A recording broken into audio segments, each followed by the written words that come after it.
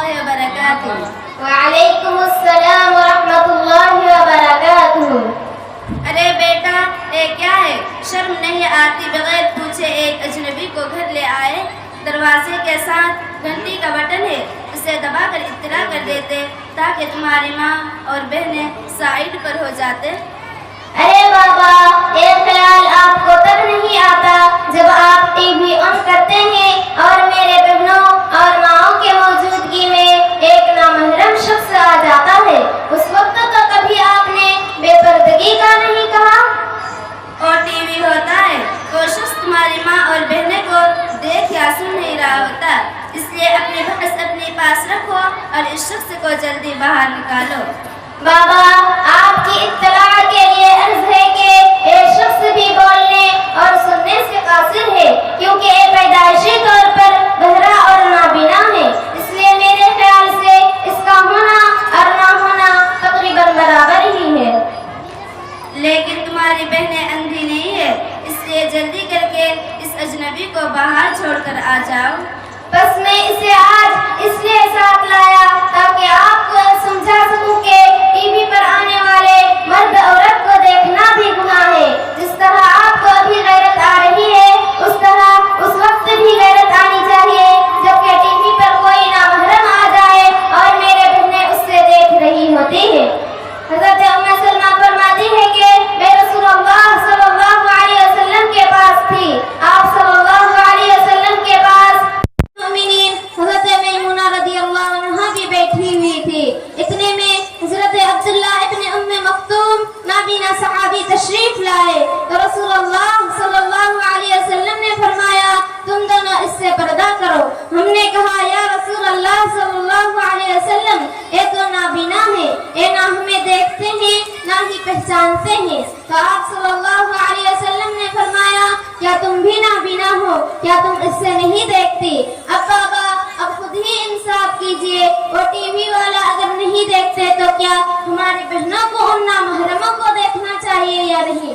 لیکن شیطان ہمیں بہلاتا ہے، پھسلاتا ہے، اس دھوکے میں رکھتا ہے کہ سب ٹھیک ہے، ہر کسی کے گھر میں بھی تو ٹی وی ہے، کیا سب غلط ہے؟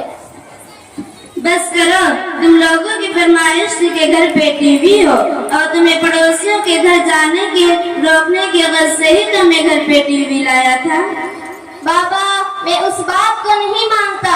جس کسی سے بھی ٹی وی رکھنے کا وجہ پوچھو اس کا یہی جواب ہوتا ہے بچے دوسرے کے گھر جاتے ہیں اس لیے ٹی وی لایا. آپ کو معلوم ہے بڑے بھائی باہر سگریٹ پیتے ہیں لیکن پھر بھی کبھی آپ ان کے لیے گھر سگریٹ کا ڈبیا نہیں رکھا کہ بیٹا باہر کیوں پیتے ہو، گھر میں ہی پیا کرو. الٹا آپ انہیں منع کرتے ہیں کہ باہر مت پیا کرو.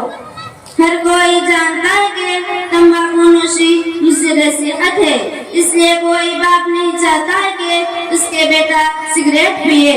لیکن اس سب کا ٹی وی سے کیا تعلق ہے؟ بابا سگریٹ سے جسمانی صحت خراب ہوتی ہے جبکہ ٹی وی ڈراموں فلموں گانوں سے اخلاقی اور روحانی صحت تباہ و برباد ہو جاتی ہے. نبی کریم صلی اللہ علیہ وسلم نے ارشاد فرمایا جس شخص نے اپنی دو بیٹیوں کی اچھی پرورش کی کل قیامت کے دن میرے ساتھ ایسے ہوں گے جیسا کہ یہ دو انگلیاں. ایک جگہ ارشاد ہے کہ ہر شخص اپنے کنبے کا والی وارث ہے اور اس سے اس کنبے کے متعلق پوچھ گچھ ہوگی. تو ظاہر ہوا کہ کسی اجتماعی گناہ وبال والی وارث پر ہی ہوگا. جیسے اولاد کے تربیت میں کوتاہی کا وبال یا اولاد کے کسی گناہ میں مبتلا ہونے کی صورت میں کل قیامت کے دن ماں باپ جواب دہ ہوں گے. جیسے نیک اولاد جنت میں لے جانے کا ذریعہ بنتی ہے ٹھیک اسی طرح بری اولاد جہنم میں لے جانے کا سبب بھی ہوگی. حضرت عائشہ رضی اللہ تعالی عنہا فرماتی ہے کہ نبی کریم صلی اللہ علیہ وسلم نے ارشاد فرمایا میں نے اپنی امت کے ایک شخص کو دیکھا اس سے جہنم میں لے جانے کا حکم دیا گیا.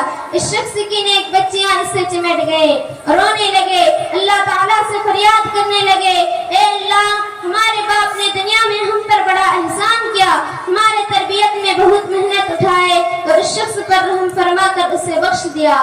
بابا کہیں یہ نہ ہو کہ کل قیامت کو آپ کو جنت جانے کا حکم ملے اور آپ کی بیٹیاں بھی آپ کے پاؤں سے چمٹ جائے کہ اے اللہ تو نے ہمیں نیک اور معصوم پیدا کیا تھا، پھر ہمارے باپ نے دنیا میں ہمیں ہر علم آسائش سے آراستہ کیا، اعلیٰ تعلیم دلائے، دنیا کی ہر آسائش کا بندوبست کیا، لیکن کبھی نماز کی تلقین نہیں کی، کبھی قرآن سکھانے کا اچھا بندوبست نہیں کیا، نہ تو کبھی پردے کا کہا، کہیں ان کی التجا کی بدولت آپ کو جنت کی بجائے جہنم میں نہ ڈال دیا جائے۔ بس بیٹا بس، میں جان گیا آج تم نے میری آنکھیں کھول دی۔ واقعی اپنے اولاد کی اچھی تربیت میری ذمہ داری ہے، جس میں نے آج تک کوتاہی برتی ہے اللہ مجھے معاف کرے۔ السلام علیکم ورحمۃ اللہ وبرکاتہ۔